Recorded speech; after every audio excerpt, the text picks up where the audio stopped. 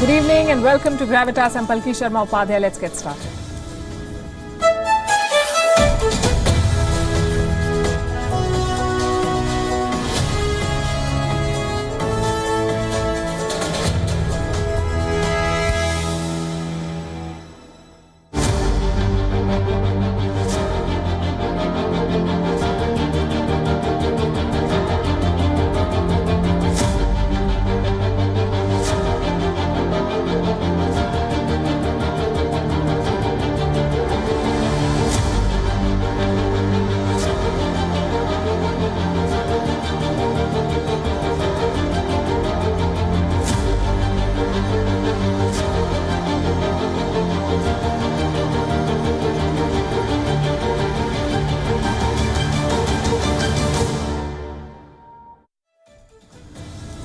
Six months of the Ukraine war, what is the biggest weapon of this war?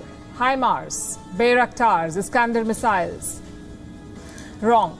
The biggest, most powerful weapon of this war is proving to be gas.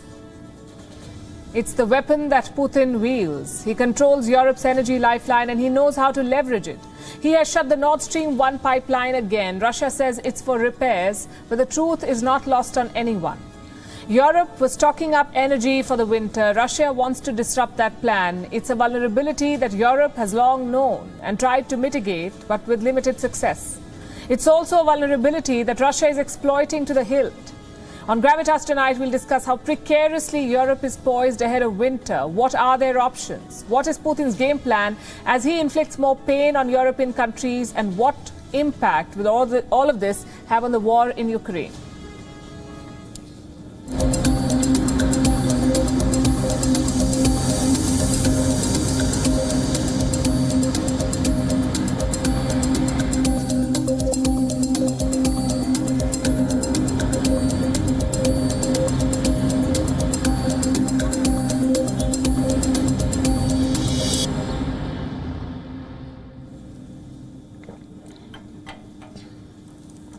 Europe's worst nightmare is coming true. Winter is around the corner and their biggest gas pipeline has been shut, the Nord Stream 1. It was Vladimir Putin's trump card against Europe, a card that he has used before. The pipeline was first closed in the month of July. Russia said it was carrying out repair works. After 10 days, the gas flow resumed. Now they've done it again. Russian power company Gazprom has closed off Nord Stream 1. Their excuse is the same as July, repair works. Gazprom says this is temporary. They say the pipeline will reopen 3 days later, but Europe cannot take that chance. Let me tell you why. Nord Stream 1 is the biggest gas pipeline between Europe and Russia. It transports 55 billion cubic meters of gas. You cut that off and you plunge Europe into darkness. That's what Putin is counting on. After Europe imposed sanctions on Russia, he began choking their gas supply. First, it was reduced to 40% of full capacity, and since July, it's 20%. So what did Europe do? They began filling up their gas reserves. They reduced consumption and diverted supplies to their stock. But that process is still not complete. The EU's gas storages are at 79% capacity. Germany is at 83%. To fill the rest, they need gas from Nord Stream 1. Vladimir Putin knows this. So he played the trump card. He shut off the pipeline. Where does that leave Europe? For now, their reserves should be enough. After all, temperatures are still high in Europe. The heating season has not yet started. German officials feel their country is better placed than the last time. We do not really understand the technical need for this renewed maintenance from Russia. But in the meantime, Germany is now better prepared. We have filled the storage facilities better. We are getting gas from Norway, Holland, Belgium, soon France. We are saving gas, and in this respect, I assume that we will be able to cope with this for the time being. Well, the last part is key. We'll be able to cope for the time being. It does not sound like a solid energy strategy. The fact is, Europe needs alternatives. It cannot rely on Russian gas supplies during the coming winter. If they do, there will be shortages. So what options do they have? The European Union is proposing an emergency intervention. The plan has two parts. The immediate goal is to bring down energy bills. The long-term goal is to change how the energy market works. Let's deal with the first part, bringing down bills. European gas prices are going through the roof. They're 12 times higher than last year. Inflation hit an all-time high of 9.1% in August. Both these problems can be attributed to the same cause, Russia's gas warfare. To solve this crisis, Europe has limited options. Number one, they could cap energy costs. Both Spain and Portugal are already doing this. They have placed a legal limit on how high the energy costs can be. Just one problem. The strategy must be pan-Europe. If not, suppliers will just export to countries without a price cap. Option two is import restrictions. Europe could decide to limit the price of Russian gas imports. But again, the problem is obvious. Why would Russia agree to such a cap? They would much rather burn off that energy. In fact, they're already doing this. A Russian gas plant near Finland is burning off huge quantities of natural gas, almost $10 million worth of gas every day. Option number three is windfall taxes. Europe could take a slice from the profits of big oil. They can easily afford it. Norwegian firm Equinor paid $3 billion in dividends last month. France's Total Energy saw their income triple. So the windfall tax is a viable option. Europe could use this extra money to subsidize energy for consumers. Now, those are the three immediate options for Europe. What about the long-term option? Now, that is a lot more complicated. Right now, Europe's electricity market is based on wholesale prices. It means every type of producer bids into it.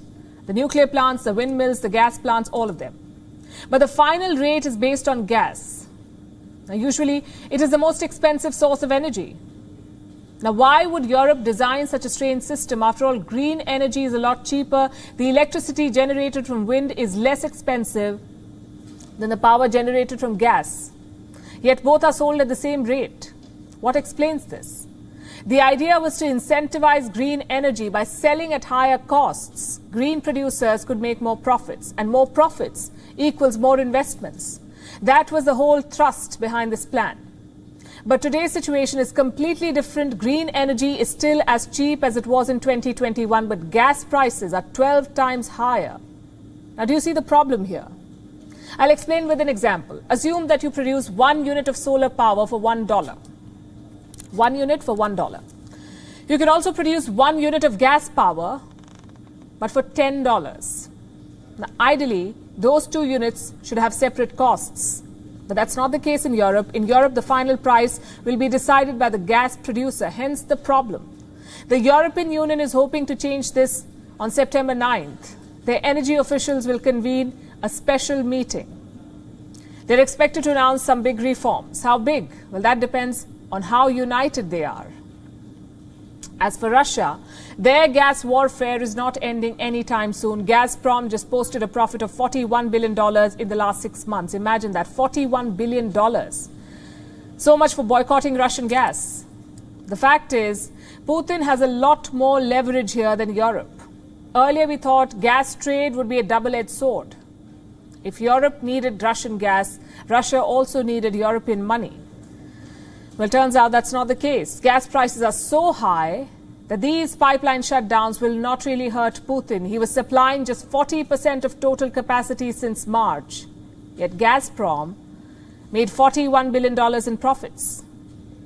So all this talk about javelins and HIMARS and MiG-29s, turns out the biggest weapon of this war is energy.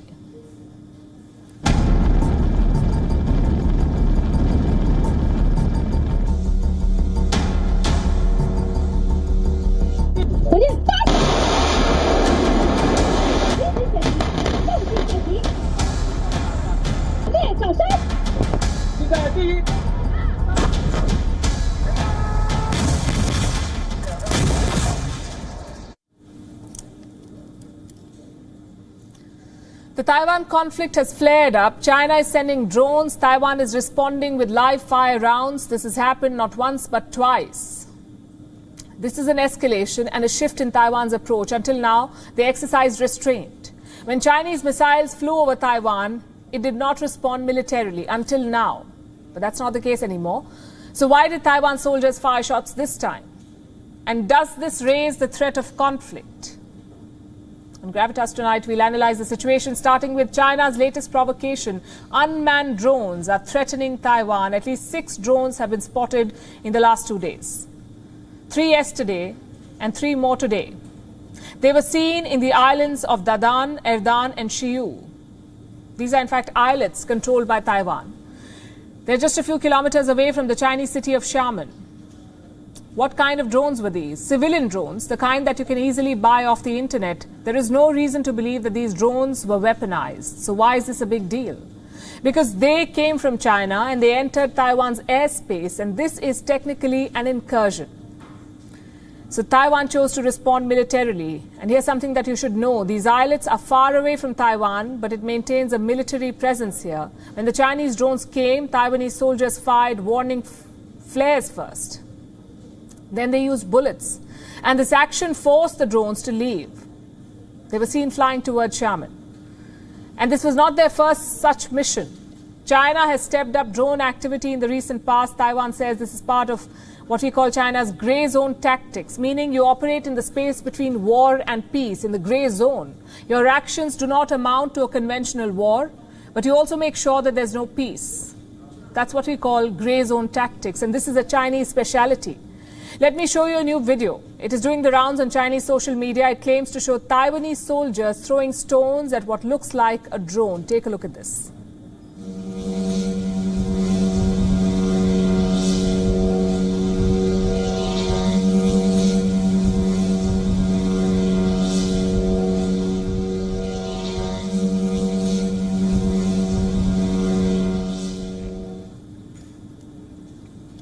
We've not been able to verify the authenticity of this video, but Taipei is taking such provocations very seriously. The question is, why should Taiwan worry about unarmed civilian drones?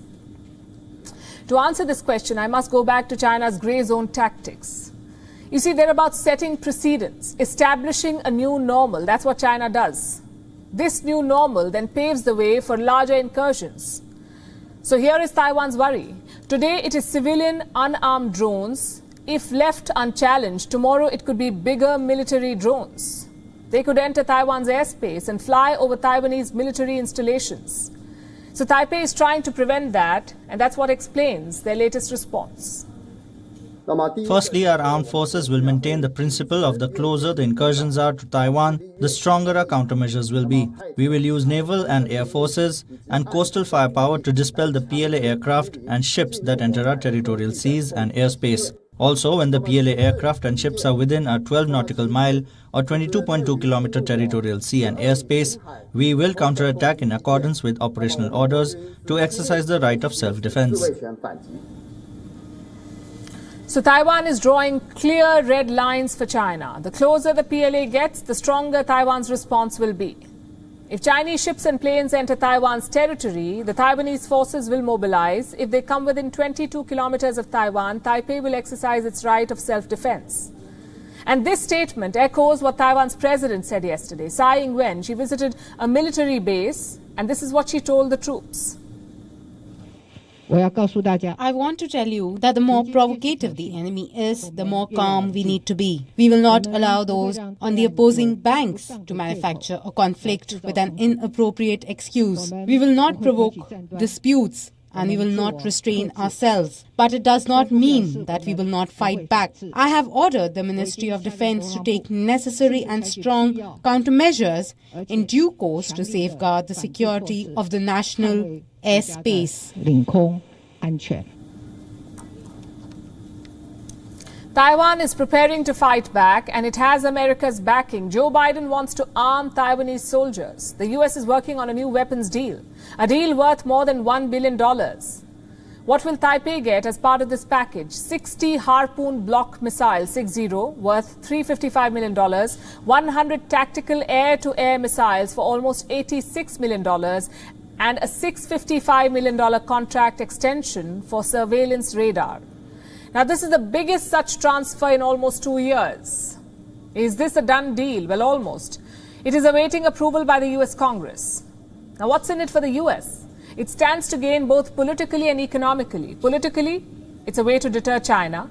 Economically, it's more money for the U.S. defense industry. So it's a win-win for America. For Taiwan, of course, it means more and better weapons. This is part of a new strategy. You see, Taiwan, like the rest of the world, has been following the war in Ukraine. It's been carefully studying the tactics of the Ukrainian military. And it's applying those lessons already. Taiwan is building stockpiles of American weapons. It is acquiring the same weapons that Ukraine is using, like precision rockets. Ukraine is using these rockets, precision rockets, to hit Russian supply lines. Taiwan wants them too. It is buying at least 860 precision rockets from the US. The purchase has not gone unnoticed in Beijing. Today, China threatened to take quote-unquote strong measures. China has always been firmly opposed to any official contacts between the US and Taiwan in any form and under any name. We urge the relevant parties in the US to abide by the One China principle and the provisions of the 3 joint communiques, stop any form of official contacts with Taiwan, and refrain from sending wrong signals to the Taiwan Independence Force. China will take strong measures to resolutely safeguard national sovereignty and territorial integrity. So that's what we have. The US House Speaker Nancy Pelosi visited Taiwan. It sparked a geopolitical firestorm. China held large-scale military exercises. It sent fighter jets towards Taiwan. It launched missiles. And now it is deploying drones. Taiwan is firing back. It has been arming itself with American weapons. So it's no exaggeration when we say that the threat of a war is greater now than ever before. Our next story is about Mikhail Gorbachev, the last leader of the Soviet Union and one of the most consequential figures of the 20th century. This morning he passed away in Moscow. He was 91 years old. And while Western leaders are mourning his demise and celebrating him as a champion of peace, the statements from Russia have been brief. Because in Russia, Gorbachev was a reviled figure. As the leader of the USSR, he was accused of ruining Soviet might and causing the downfall of the empire. Here's more. He was one of the world's greatest peacemakers. The man who ended the Cold War, brought down the Iron Curtain, and changed the course of history. But for all his feats and achievements, he was a figure reviled at home. This is the story of Mikhail Gorbachev, the last leader of the Soviet Union. On Wednesday, he passed away at the age of 91. He was suffering from a long illness. As tributes pour in from the world over, let's revisit this man's remarkable story and the legacy he leaves behind. Born in 1931, Gorbachev was the son of peasants. As a teenager, he worked at a state farm and drove a combine harvester. At the age of 19, he helped his father harvest a record crop and won the Order of the Red Banner of Labor. This was a state award for great service to society, also an unusual honor for someone his age. It was this award, coupled with his intelligence, which helped Gorbachev secure a place at the Moscow State University. 2 years later, at the age of 21, he joined the Communist Party of the Soviet Union. This was just the beginning of a long association. In 1970, he became the first Secretary for Agriculture. In 1972, a member of the party's Central Committee. In 1974, a representative to the Supreme Soviet. 11 years and countless promotions later, he became the General Secretary of the Communist Party, the de facto ruler of the Soviet Union. Gorbachev was just 54 at the time, and the USSR was a stagnating power. Its economy was on its deathbed. The social order was collapsing. So when Gorbachev took power, he unleashed two major reforms. The first was glasnost, or openness, a policy of free speech. It allowed people to criticize the state, something that was previously unthinkable. The second policy was perestroika, or restructuring, a state program to open up the economy and put it on par with the capitalist West. We need more enterprise, more democracy, more organization and discipline. Then we will be able to bring perestroika or restructuring up to full speed and give new impetus to developing socialism.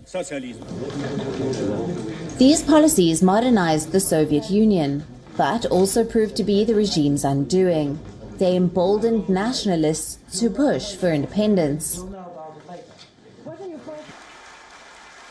Even on the foreign policy front, Gorbachev's policies were met with scorn by many Russians, like the negotiation of arms reduction treaties with the US, the decision to reduce Warsaw Pact forces in Europe, and the withdrawal of Soviet troops from Afghanistan. Thanks to these moves, he was revered in the West, but reviled at home.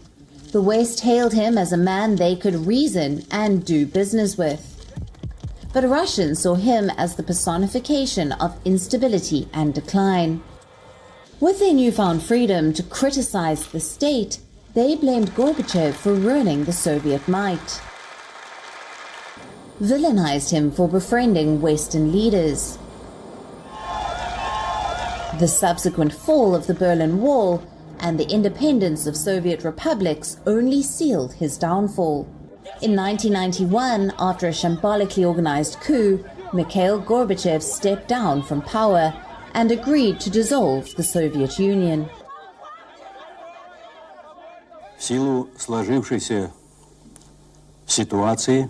In this situation, which follows the establishment of the Commonwealth of Independent States, I hereby cease to act as the President of the Soviet Union. In the years that followed, Gorbachev became a diminished figure. He withdrew from public life and wrote books on his time and days. As the new and fiery Russian leader turned back on everything Gorbachev had envisioned his country to be, but his ties with the West did not wither. This 1998 Pizza Hut commercial gives you an idea. The former Soviet leader promoted the brand in what many called Gorbachev's most vocal show of support for capitalism. Bureau Report, WION, World is One. Sometimes nothing brings people together like that. India published some key economic data today, including the GDP numbers. They reflect the growing consensus about the Indian economy. Better than the world, yet facing challenges. We'll start with the data. India's GDP grew by 13.5% in the first quarter of this financial year. That's April, May and June. In those 3 months, India's GDP grew 13.5%. That's the fastest since 2021. Now, this data is year on year. What does that mean? It means that it compares the same period from 2 different years. For example, the first quarter of 2022 and the first quarter of 2021. In other words, India's economy grew 13.5% compared to the first quarter of the last financial year. That's how the calculation is done. Now for the big question, is 13.5 good enough? Well, double digit is always good for GDP numbers. It is the dream of any developing country. Also compared to the rest of the world, China's economy grew by just 0.4%. The US economy shrank by 1.6%. So 13.5 is certainly very good performance. Having said that, 2 factors must be considered here. Number one, what we call the base effect. You see, GDP growth depends on where you start. Every country measures its growth based on the previous year. So in this case, it's 2021. And 2021 was a horrible year for the whole world, including India. We saw lockdowns. We saw the dreaded second wave in India. All of it took a toll on India's economic activity. So the base point was really very low. And that explains the higher growth rate. Factor number 2 is the market expectation. The State Bank of India was projecting 15.7% growth. The Reserve Bank of India was expecting 16.2%. Both those projections were not met. What does that mean? It means the rebound is on, but there was scope for more. Perhaps global factors weighed India down. Remember, the first quarter also coincided with Russia's offensive in Ukraine. Energy prices were high, supply chains were disrupted. Those factors must also be considered while analyzing these numbers. Overall, it's an impressive first quarter, much better than other major economies. But this is no time to celebrate, because the coming months are crucial for the Indian economy. Chances are there will be a slowdown. I say this because of multiple factors. The war in Ukraine is still dragging on. Global inflation is still rising. The dollar keeps getting stronger, and interest rates are being hiked consistently. Those headwinds could slow India down. In the current quarter, GDP growth is estimated at 6.2%. In the next quarter, 4.5%. That indicates a rapid slowdown in India. A lot depends on what the RBI does. The central bank is prioritizing inflation over growth. So chances are there will be more rate hikes, perhaps a 50 basis point hike and then a 25 basis point hike. And if that happens, India's economy will be hit like all others. Let me tell you why. Consumer spending makes up 55% of India's economic activity, more than half. And spending depends on the availability of cheap credit, the availability of money. People make big purchases with loans. If loans are too expensive, those purchases may not happen. In fact, I have some numbers for you. In 2021, the State Bank of India was lending at 6.7%. We're talking about home loans here, 6.7%. Now the lending rate is 8.05%, which means borrowers will have to pay more for the same loans. In the first quarter, that was not the case. Consumer spending was still relatively high. Take two-wheeler sales, for example. It's considered a good indicator of economic health. From April to June, India sold 5.03 billion units of two-wheelers. That's higher than both 2020 and 2021. At the same time, it was 20% lower than 2019. So we are still far off from that pre-pandemic situation. Like I said, it's a sensitive period for India. It is outperforming all major economies. It is withstanding political pressures, even sidestepping rising energy costs. The question is, how much longer can this be sustained? The latest data clearly shows that India is a bright spot, but there are too many dark clouds hovering around. And now to another tug of war in the Pacific, China versus the West. The prize is the Solomon Islands, and at stake is the stability of the Indo-Pacific. China threw the first punch. It signed a sweeping agreement with the Solomons. The US and its allies tried to fight back. Their leaders rushed to Honiara, the capital of the Solomon Islands, to woo the government there. But now it seems like the West is losing this contest. Yesterday, the Solomon Islands issued a moratorium. No country can now send their naval ships to the islands. Their Prime Minister, Manasseh Sogavare, made the announcement himself. This is what he said, and I'm quoting. This is the Prime Minister of the Solomon Islands. We have requested our partners to give us some time to review and put in place our new processes before sending further requests for military vessels to enter the country. Once the new mechanism is in place, we will inform you all. We anticipate the new process to be smoother and timelier. So it sounds like a temporary situation, a temporary halt, but many doubt Sogavare's intentions, and for good reason. Recently, a US Coast Guard ship was supposed to dock in the Solomons. It was a routine stop. The ship was supposed to dock and refuel, that's all. But it was not allowed to come. The US had to divert the ship to Papua New Guinea. Washington was quick to blame Beijing for this. Let me tell you what they said. Clearly, we've seen the Chinese try to bully and coerce nations throughout the Indo-Pacific to do their bidding and to serve what they believe their selfish national security interests are, rather than the broader interests of a free and open Indo-Pacific. So the Americans were quite upset, and this treatment was not reserved just for them. The British Navy also ran into problems here. Their patrol boat, HMS Spey, was supposed to make a planned port call in the Solomons. It did not happen. Reports say the visit was cancelled over quote-unquote bureaucratic delays. And now there's a complete ban on all visits. Foreign navies can no longer dock in the Solomon Islands. These are not isolated incidents. They fit a pattern of behavior. Prime Minister Sogavare is distancing himself from the West. Earlier this month, he snubbed a top American diplomat, U.S. Deputy Secretary of State Wendy Sherman. Sherman was on a visit to the islands.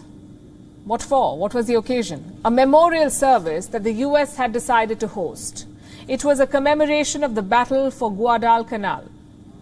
This was a crucial battle during the Second World War. Imperial Japan used to control Guadalcanal in those days. This island, the Guadalcanal, is part of the Solomons. The US and allies had launched an offensive to defeat the Empire of Japan. This is from the Second World War, and they were successful, the Americans. This month marks the 80th anniversary of the beginning of that battle. which is why Wendy Sherman was in the Solomons. The US wanted to make a big deal out of this. It wanted to use this opportunity to remind Honiara about its historical links to the US. The Americans invited ministers and officials from Japan, Australia and New Zealand for the ceremony. Prime Minister Sogavare was supposed to deliver a speech. His name was printed on the program for the ceremony, but at the very last minute, he decided to not turn up. And this was an embarrassment for the US.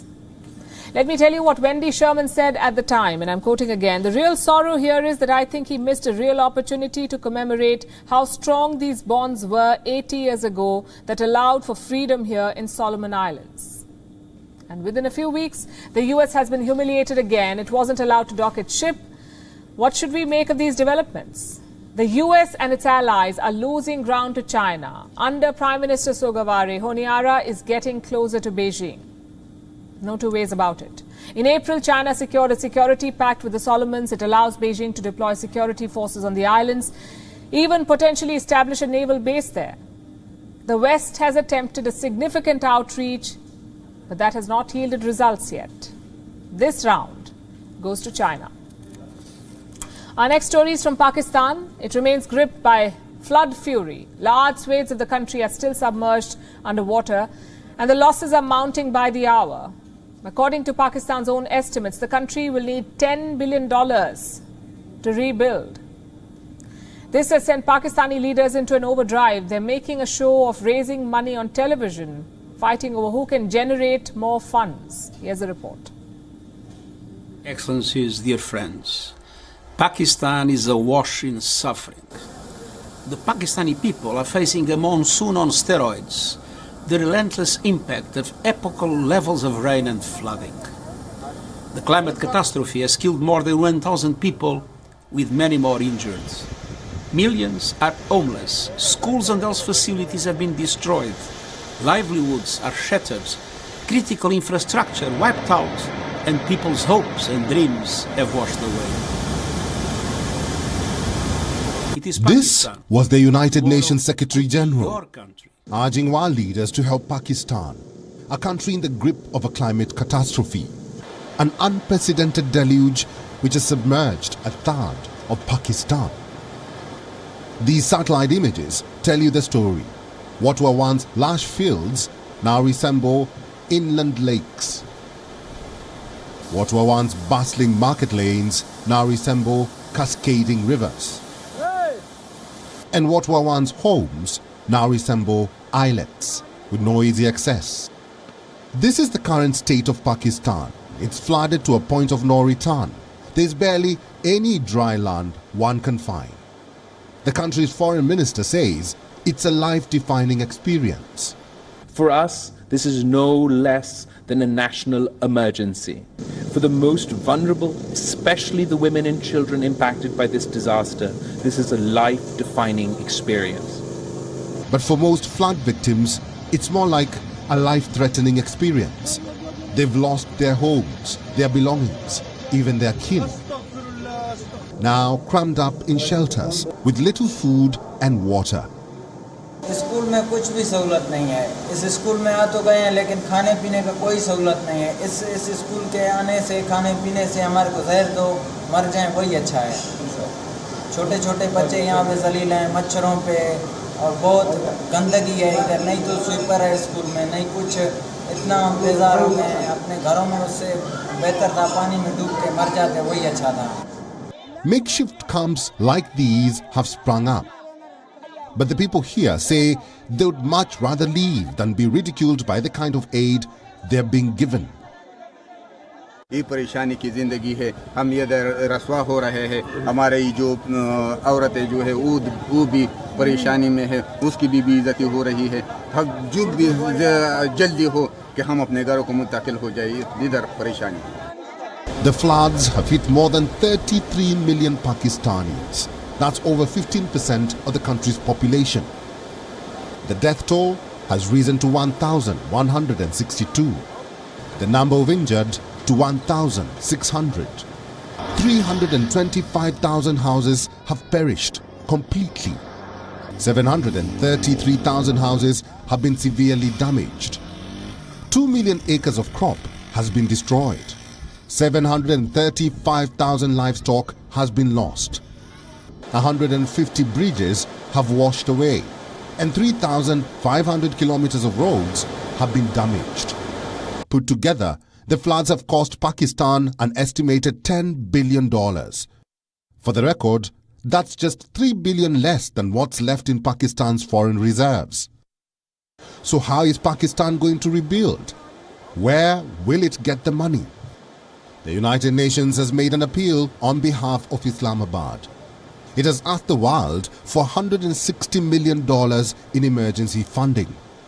With the government of Pakistan, the United Nations is today launching a $160 million plan to respond to the devastating floods in Pakistan, the worst in decades.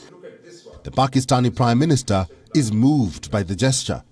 He has pledged transparency for every single penny. This is only going to provide $160 million. It's triggering others. Yeah. Already. So I think this needs to be multiplied rapidly. And I want to give one solemn pledge and solemn commitment at my command that every penny will be spent in a very transparent fashion. Every penny will reach the needy. There will be no waste at all. The former Prime Minister is chipping in too. Imran Khan Niazi. His party, the PTI, is holding telethons to collect funds for flood victims. एक बहुत बड़ा इम्तिहान है पाकिस्तान के लिए. सारा मुल्क मुतासिर है. गिलगित बल्तिस्तान से लेके चित्राल से लेके स्वात से लेके फिर DI खान, फिर DG खान, फिर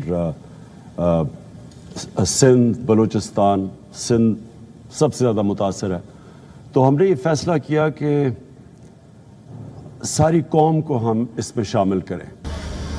It's worth mentioning here that the same PTI is facing charges of trying to derail Pakistan's IMF program. What's more, just 4 days back, when the crisis had just begun, Imran Khan had refused to collect funds, citing lack of transparency on the government's part. Now, collecting money has become a show of strength. Who can generate more? As Pakistanis suffer, their leaders remain caught in petty politics.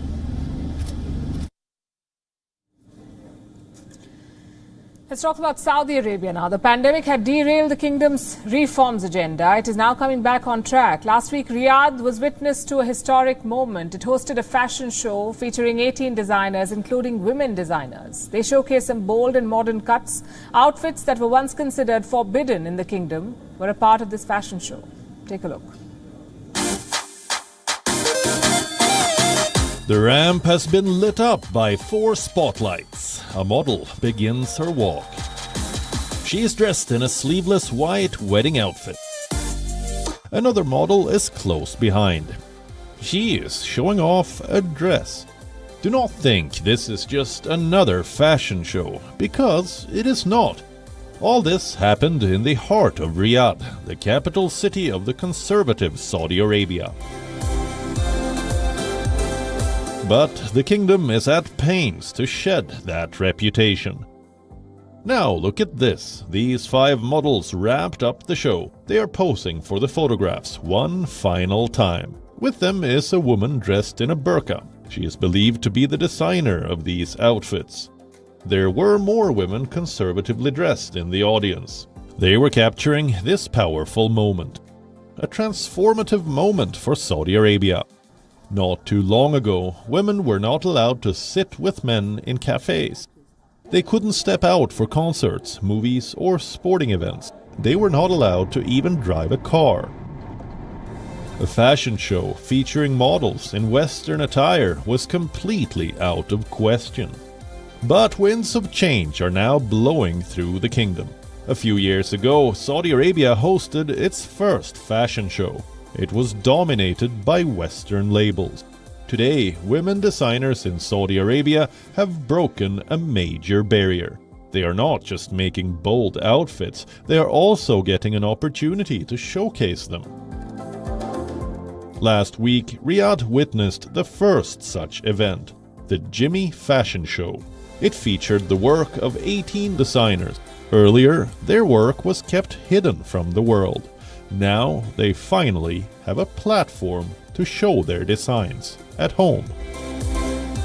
It is a big step towards change, but there is a long way to go. Women still face significant hurdles in Saudi Arabia.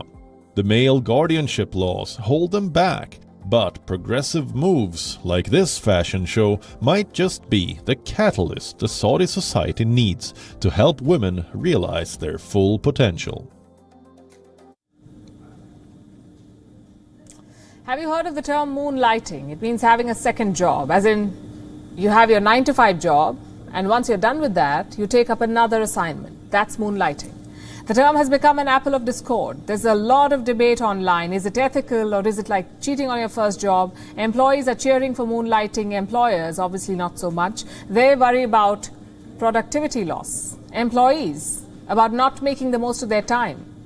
Now, the concept is not new, but the debate is.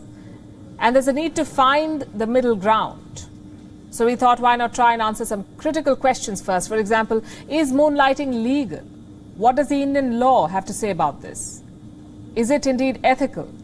And how many people are currently moonlighting? Also, is this the future of work? We'll discuss all of this and more in the next few minutes, starting by deep diving into the concept of moonlighting. What is it all about? Simply put, moonlighting involves taking up an assignment outside your work. This assignment could be anything, related or unrelated to your first job. So how is it different from freelancing? You see, a freelancer is not an employee. She is self-employed and provides services to multiple organizations. So you freelance. Moonlighting is when a full-time employee holds multiple jobs. You could be a salesperson 9 to 5 and you could be moonlighting as a DJ. You could be a lawyer 9 to 5 and moonlighting as part-time professor of law. You could be a journalist and also have your own YouTube channel. Now, why is moonlighting called what it is? Because the second job is usually taken up after normal work hours, meaning it's mostly an evening job, and that's the association with the moon. Why do people do it? Why do they moonlight? To maximize their talent, to make the most of their potential, also to earn an extra income. It could be for passion, for the sake of financial security, to give your creativity a chance, or just because you want to. It could be anything, really. Today, there is a growing opportunity to moonlight. There are multiple portals offering part-time or project-based jobs like Fever, TopTal, Jubal, Upwork, FlexJob, Simply Hired. It's a long, long list, and it comes with ample opportunity for every skill set. There are writing jobs, translating jobs, graphics designing, animation, consulting, social media marketing, influencer marketing, a whole lot of things. Social media has made moonlighting very easy. And work from home has given people the extra time to moonlight. They're saving time on travel. And many are using that time to monetize. They're monetizing that time to earn some extra money. In India alone, a survey of 400 IT employees found that 65% of them knew someone who was moonlighting. Experts say this could be because Indian tech workers are generally underpaid. But moonlighting is not limited to any particular sector. You may have seen school teachers giving private tuitions or doctors having private practices. Also, this is not specific to any particular level of workers. Very often, top-level employees moonlight as consultants. And this is not a concept that is specific to India, unique to India. As of 2015, some 7.5 million Americans were holding multiple jobs, which is 5% of the US workforce. During the pandemic, the numbers went up globally, and now there's a big debate online. So what is the fuss all about? Here's why moonlighting worries employers. 1, they worry that it could lead to conflict of interest. 2, there could be also a breach of confidentiality. 3, employees could be misusing company resources like using office laptops for other gigs.